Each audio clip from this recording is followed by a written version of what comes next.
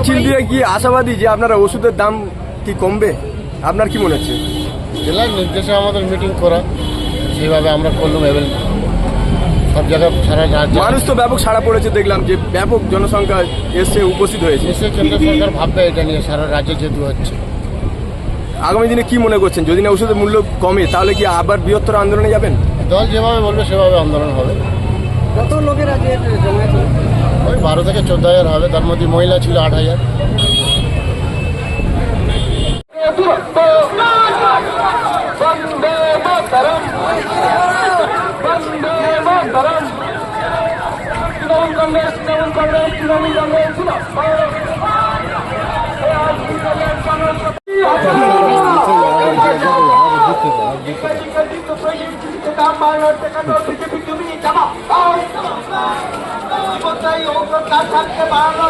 ঔষধি দাম কাটাতে বাড়ানো হচ্ছে, তুমি জবাব দাও। ঔষধ না থাকতে বাড়ানো হচ্ছে, বিজেপি তুমি জবাব দাও।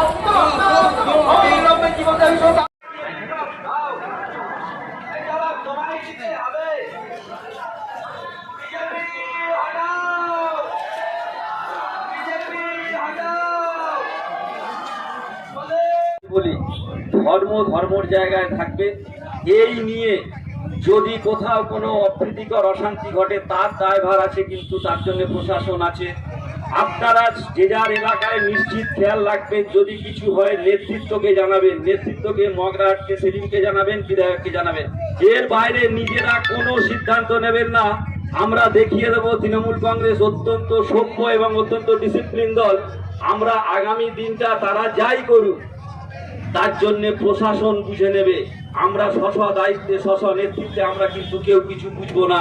আমি আমার সকল তৃণমূল কংগ্রেস কর্মী যারা যেখানে দাঁড়িয়ে আছেন, আমি তাদের কাছে বড় মস্তকে বলে যাই, আগামী দিনকে সামনে রেখে আমাদের মধ্যে যে বিভাজনটা তৈরি করতে চাইছে তৃণমূল কংগ্রেস কোনো ফাঁদে পা দেবে না, আমি এটা নিশ্চিত বলতে পারি। আর ওয়াকআপ বিল নিয়ে যেটা কেন্দ্রীয় সরকার করছে জেনে রেখে দিন, ওয়াকআপ মুসলিম সম্প্রদায়ের প্রপার্টি, সারা ভারতবর্ষে যা আছে সেটা তাদের প্রপার্টি। যদি হিন্দুদের কোনো প্রপার্টি থাকে সেটা হিন্দুরা এনজয় করবে, যেটা মুসলিমদের সেটা কেন আমরা এনজয় করতে যাব? এইখানে গন্ডগোলটা বাদিয়ে যেটা করতে চাইছে, আমরা লড়াই আন্দোলনে থাকবো। আবারও নিবেদন করি, ধর্মের জায়গায় ধর্ম হবে, কিন্তু রাজনৈতিক প্ল্যাটফর্মে দাঁড়িয়ে যে বা যারা ধর্ম করবে, আমরা আমাদের গণতান্ত্রিক পদ্ধতি মেনে সেই ধর্মকে আমরা প্রতিহত করব, সেটা প্রতিবাদ করব।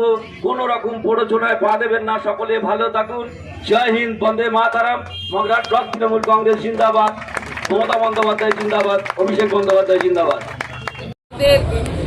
রাজ্যের সভাপতি একটা মেসেজ আসে যে জীবনদায়ী ওষুধের মূল্য বৃদ্ধির প্রতিবাদে প্রতি ব্লকে ব্লকে, প্রতিটি জেলার প্রতিটি ব্লকে ব্লকে 3টে থেকে 4টের মধ্যে হয় 3 তারিখ না হয় 4 তারিখে বিক্ষোভ মিছিল বা মিটিং করতে হবে।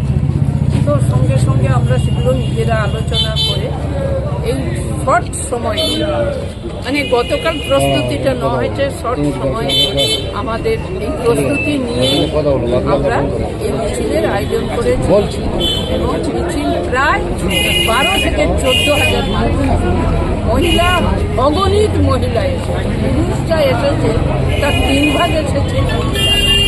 তো জীবনদায়ী ওষুধ আপনারা বুঝতে পারছেন যে 990টা ওষুধের মূল্য বাড়িয়েছে।